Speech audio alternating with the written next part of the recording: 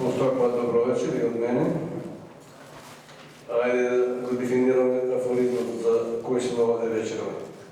Заедничко на афоризмот и животот им е тоа што многумина не ги разбираат. Сите сме гости на овој свет. Глумиме домаќини.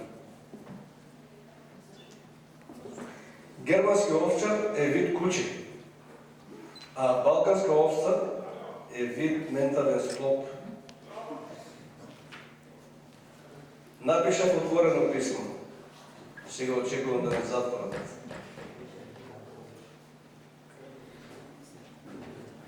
Сите цени растат, само моја цена старее.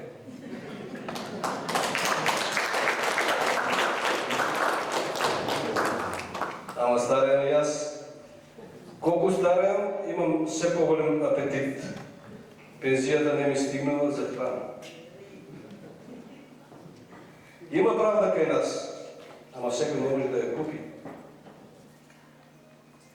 Формула за брзо богатење.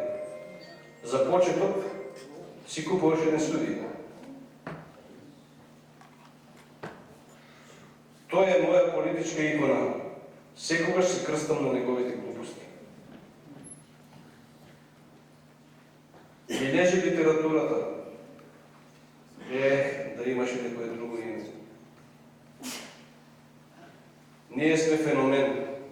Кратко постоиме, а долго тонеме. Благодаря.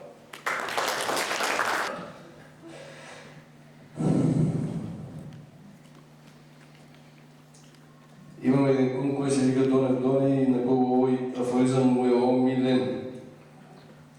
Гласи вака: кога некому му вртите грб, не заборавајте дека и газот се наоѓа на таа страна.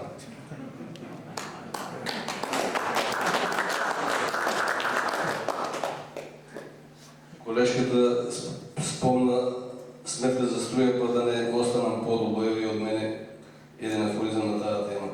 Сметка за струја добивам еднаш месечно, а струјен удар секогаш кога ќе ја видам. Овците се стрижат еднаш годишно, а граѓаните секојдневно. Не ми се отвара врата кога на неја ќе се појави персона нон грата.